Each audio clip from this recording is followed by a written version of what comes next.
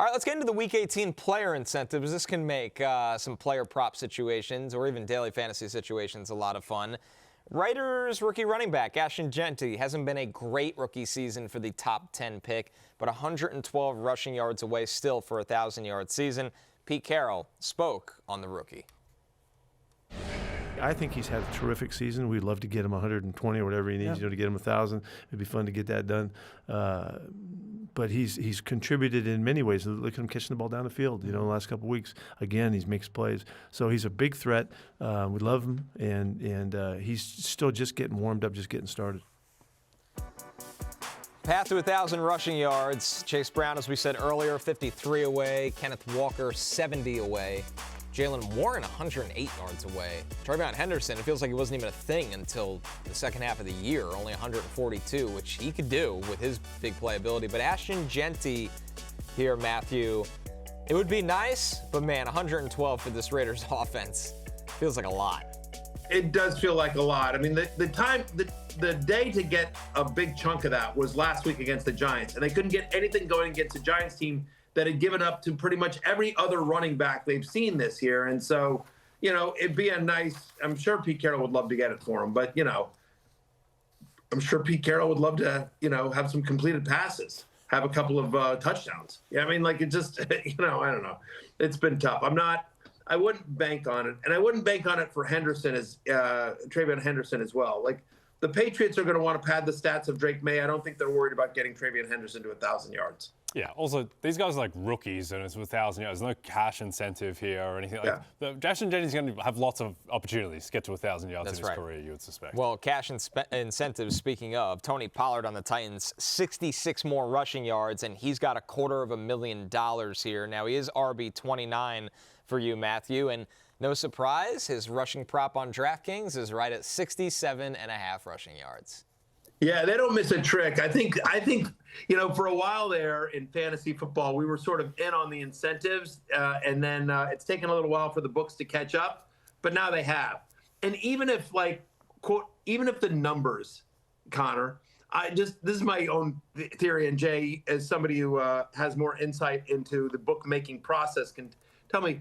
My suspicion is that whatever the number for Tony Pollard might be 50, might be 48 in terms of what the actual over-under should be based on sort of the projections in the algorithm. But they make it 67 specifically because they know he's got a 60, if he needed 64 to reach $250,000, they'd make it 65.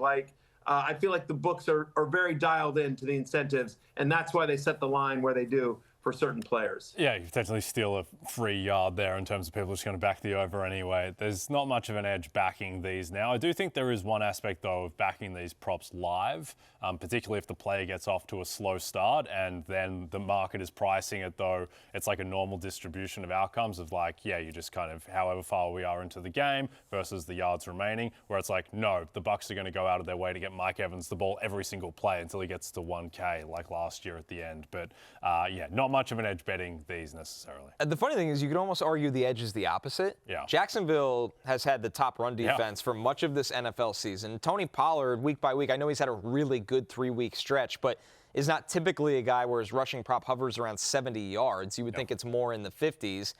You could argue, Jay, that the edge is actually the under unless they're just so hell-bent on getting him there that they give him 25 carries. Yeah. That's why it's like this. Yeah, which I don't think that they will. Right, I think it's the situation here with the fact that the Jags do have such an elite run defense. With the fact that also this is a real game. Jacksonville needs to win this game to win the division. It's not like a carnival Week 18 game. So if I were betting either side of this, I'd certainly be taking the under. Oddly enough, Tony Pollard is 46 rushing yards away from a career high. Isn't that bizarre? That doesn't. I feel like we talked about him 3 weeks this year. He's like a first-round pick in fantasy that last year in Dallas, and they won a ton of games. It just didn't happen for him. Very wild. All right, our next one, Justin Jefferson. It's been a slow crawl to get here, Matthew, but 53 receiving yards away from another 1,000-yard season for Justin Jefferson.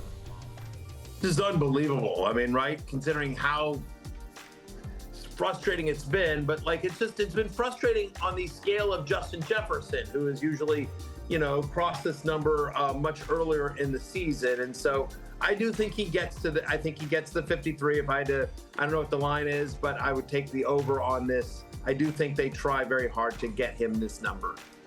Just because, he's a star, and there's been some hints about him wanting to move on in the offseason and some rumblings. And so I think, in a lost season for Minnesota, they want to keep number 18 happy, their star wide receiver. I do think they try to get him this number. I wonder if there'll be a little bit of a buy the dip with them next year. If it's just J.J. McCarthy, that situation doesn't exist. But if they went out and got, I know this has become too easy to use as a placeholder, but a Mac Jones for camp. I mean, Justin Jefferson, in his 4 full seasons, all 4 of them had at least 1,400 yards. The one season where he missed some time, in 9 full games, he had almost 1,100. Yeah. Like, this is a total anomaly this season. Yeah, we kind of do forget, but because of how good he has been so early in his career. He's 26. Beginning in his rookie season where he went head-to-head with Justin Herbert for Offensive Rookie of the Year, had one of the greatest rookie receiver seasons of all time. This is a guy who's on track to be the most statistically prolific receiver in NFL history. Right. This is the guy we're talking about. I don't think that his skills or his body have diminished. I know he's dealt with some hamstring stuff, but for the most part, he still looks like Justin Jefferson, and he's had flashes, particularly when Wentz was at quarterback. So yeah, if they get, if you told me that Mac Jones was the quarterback of the Vikings, then Justin Jefferson's a first-round pick. This comment from Ved, Happy Hour regular. JJ's 1,000 yards victory will be the same like Barry's victory over Connor, inconsequential. Wow. It's a good word. That's a good usage of the English language. Yeah, it is a nice usage. It's an inaccurate one, though. It's inaccurate because the idea that my victory over Connor was inconsequential is not true. It was very consequential, and I will tell you why. It was consequential to at least 2 people and at least 2 people in this entire world. Number one, it was consequential to me because I'd much rather be 7th and 8th. It has allowed me to have something to sort of hang my hat on. After a tough year, I have something to hang my hat on. I am, of all the teams that didn't make the playoffs, I was the best. After an 0-7 start, my unbelievable comeback, my Cinderella kid story. I look forward to the 30 for 30 about it later on. I'm working on it right now. And it's also consequential to Connor. Because you think about Connor Rogers, poor Connor Rogers, all Connor Rogers wants to do, it's been a tough year for Connor. He has to talk about the Jets week in, week out, day in, day out. Pulls double duty for us here at NBC. Not only does he do our show, but he works on Sims' show as well. And so, all Connor wants to do is sort of keep his head down and just try to plow through it. And yet, That's right. He's got to sit there and deal with the obnoxiousness that is me and hear about how his team, which started out so strong, so promising, was not able to, at the very last minute, crush me like a grape and make me the 8th place team. So it was important to Connor. Connor wanted to win that game, and yet, he picked up Malik Willis, which I feel like that's a no-no. I feel like when you're out of the playoffs, you shouldn't go to the waiver wire and make a move. I did not watch I didn't make one transaction once I was eliminated from the playoffs. Yes, I'm a man of integrity. But Connor Rogers is not. Connor Rogers says, I don't care if other playoff teams actually need a quarterback. I'm going to go, and I'm going to pick up Malik Willis. I'm going to start him against Barry. He had 30 points against me. That was a great But it wasn't enough. Yeah. It wasn't enough. Yeah, on the decision to pick up Malik Willis, I'm a lawyer, Matthew, and there is a legal carve-out where you can make that decision if you're going up against you. I'm actually allowed to do that. And also encouraged, legally, spiritually, emotionally encouraged. Actually, the real reason I did it, we played in the same consolation bracket. This is why this league makes no sense. 2 weeks ago, and I never made a lineup. Yeah. So Roma Dunze, who's not been playing football, was in my lineup. Yeah. I beat Matthew by a point. Yeah. But he said to me when we sat down, he goes, you started Roma Dunze, I didn't even play. And I was like, there's a consolation bracket. So this time I actually decided to have a little pride for the league and fill out a lineup. One pride, I like it. Yeah. So, all right, CeeDee Lamb, 48 receiving yards. No, it wasn't enough. Didn't make a difference, though. Nope. I wrote Drake May. The greatest 7th place finish ever. Oh, it was unbelievable. Drake May, Chase Brown, and Derrick Henry. And it was right on time. Yep. Yeah. I would do anything for it to be Saturday. Yep. CeeDee Lamb, 48 receiving yards to pass Des Bryant for the 5th all-time in Dallas history. This is one of those, Jay, where, if he doesn't do it this game, he's going to get there next year, but I would imagine he does it. Yeah, I think that he will against the Giants secondary that, 1, is bad, and then 2, just allows a ton of deep attempts as well as completions. So It's a defense that is funneled to the deep ball, and CeeDee Lamb, you suspect, is going to catch one. And if he doesn't, he should make up for it with short and intermediate stuff. So, yeah, CeeDee Lamb, it's been an uneven season, a disappointing season relative to where you drafted him, but that is mostly just because of the health. And finally, I don't know. I wonder, though, by the way, I wonder if CeeDee Lamb's even aware of that and if he even cares. And by that, I mean, no. Like he's, like Tony Pollard, I assure you, Tony Pollard is very aware that he needs 66 yards to get $250,000, right?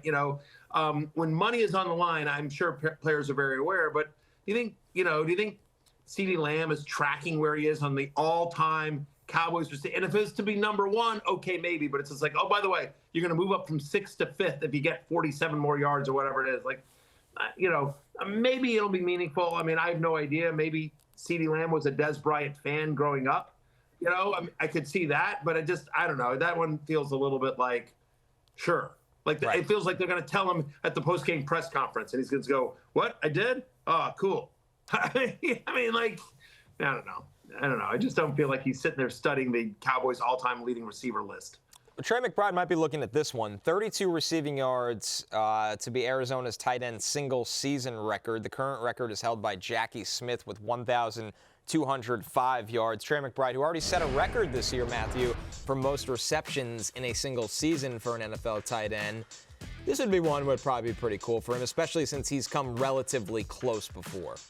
Yeah, for sure. I mean, it's been kind of a record-setting year for Trey McBride, and I think he would kind of want to. It is weird to think about that he holds he literally is the NFL record holder for most receptions in a year. Like, not Arizona, like for the NFL. More than Kelsey, more than Ertz, more than any of the great tight ends over the years, the Gateses and the Gonzaleses. No one has more receptions in a year than Trey McBride. And by the way, he did it in 17 games. So, for all the people that say, like, 18-game season, you got an asterisk. But still, I'm sorry, 16 games, right? Sorry, 16 games. But it's weird that he still wasn't able to beat the Cardinals record for most receiving yards by a tight end. But anyway, I think he will get there. I think he will get more than 32 receiving yards this week and continue a record-setting year for friend of the show, Trey McBride. Multiple friend of the show, by the way. He's been on the show multiple times. We love Trey. He might set the record at Radio Row this year. It wouldn't shock anybody. We hope to see Trey McBride out there. Hey, it's Matthew Berry from NBCSports.com and RotoWorld.com, and I want to thank you so much for watching whatever it is you just watched, or if nothing else, being too lazy to click out of the autoplay after this video started, after whatever it is you actually wanted to watch finished. But now that you're here, I'd like to take a moment here to ask you respectfully now, okay? I'm asking you respectfully to subscribe to the NFL on NBC YouTube channel.